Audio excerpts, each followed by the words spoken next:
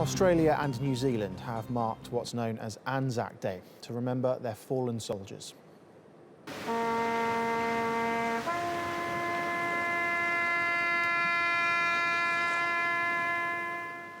The day is commemorated with dawn services across Australia and at Anzac Cove in Gallipoli, the site of the first Australian troop landings. The Day of Remembrance was originally created to honour those who fought at Gallipoli against the Ottoman Empire during the First World War. Well, let's look back at that battle.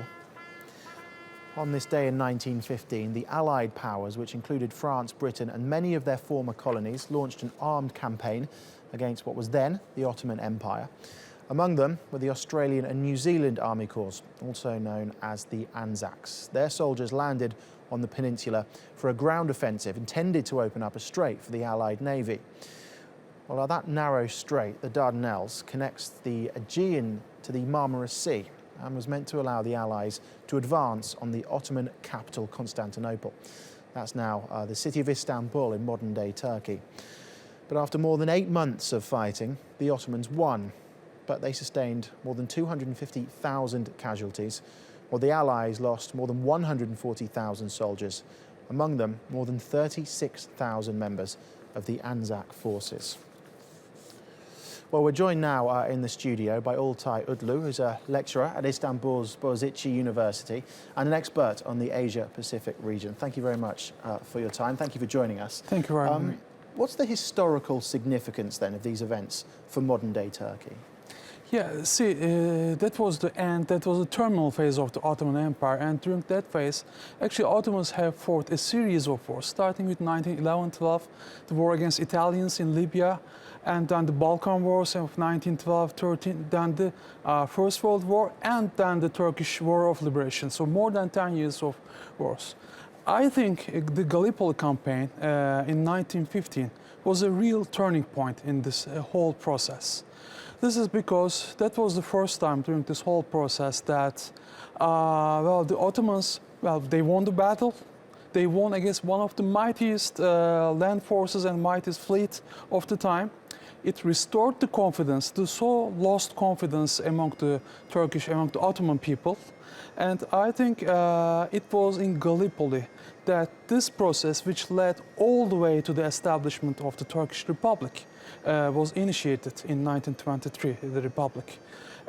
So I think Gallipoli is very important in that sense for the Turkish identity, because it is the starting point of the establishment of the modern Turkish Republic and the modern Turkish identity. So are the events of Gallipoli still very much part of the public consciousness to this day then? Is it part of the Turkish consciousness? It is. It is for Australia, it is for Turkey, it is for Australia too, it is for New Zealand too, because this is, not only was a war, was the battle won.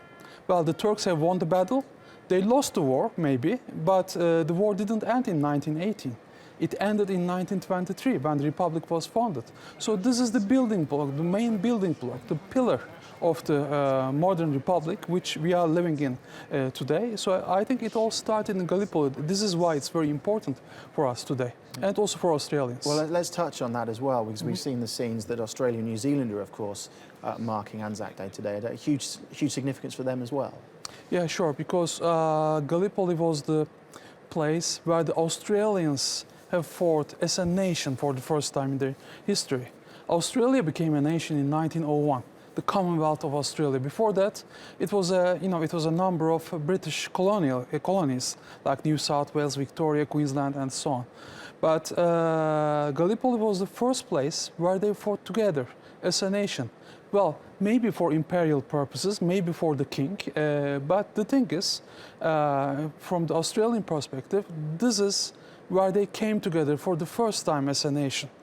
During the First World War, Australians have also fought in places like Palestine, in the Western Front, in the muds of France, Belgium, and so on. They have lost many more men in these places, but Gallipoli is where it all started. And similarly, as I say for Turkey, about national identity, also for Australians, and to a large extent for New Zealanders too, Gallipoli is the building block, the pillar of their national identity.